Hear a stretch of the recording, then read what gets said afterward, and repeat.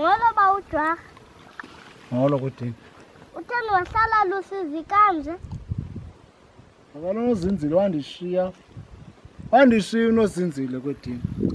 Oh, kuvele kube nzima uhlala ndedwa apha kulomzi. Hlala phansi. Kuba nzima uhlala ndedwa apha. Yemfana ndichithisa ukuthi xa ubani ufika kwedini. Uthini natata ujwa? Ndithi sona sibomvana ndashiywa unozinzile. Washiywa.